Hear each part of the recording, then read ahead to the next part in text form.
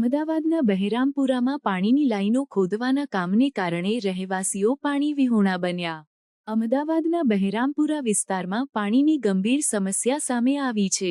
Corporation દ્વારા પાણીની લાઈનો ખોદવાના કામને કારણે ઘણા રહેવાસીઓને પાણી વિહોણા બનવાની નોબત આવી છે. સ્થાનિક લોકોનું કહેવું છે કે પાણીની લાઈનો ખોદવાના કામ દરમિયાન યોગ્ય આયોજન ન હોવાને કારણે પાણીની સપ્લાયમાં વિક્ષેપ થયો છે, જેના કારણે તેઓને દૈનિક જીવનમાં ભારે મુશ્કેલીઓનો સામનો કરવો પડી રહ્યો છે.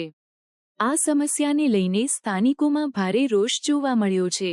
પાણીના અભાવે લોકો જીવના જોખમે પાણી ભરી રહ્યા છે.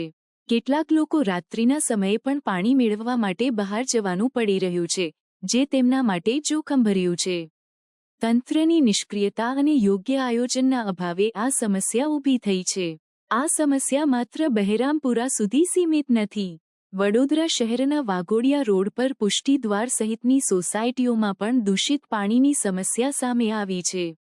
સ્થાનિક રહીશો દ્વારા કોર્પોરેટરને બોલાવીને આ સમસ્યાની રજૂઆત કરવામાં આવી છે, પરંતુ હજુ સુધી કોઈ નક્કર ઉકેલ મળ્યો નથી.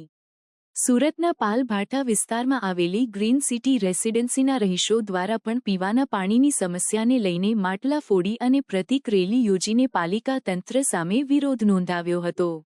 આ તમામ ઘટનાઓ દર્શાવે છે કે શહેરોમાં પાણીની સમસ્યા ગંભીર બની રહી છે અને તંત્ર દ્વારા યોગ્ય પગલાં લેવામાં આવી રહ્યા નથી.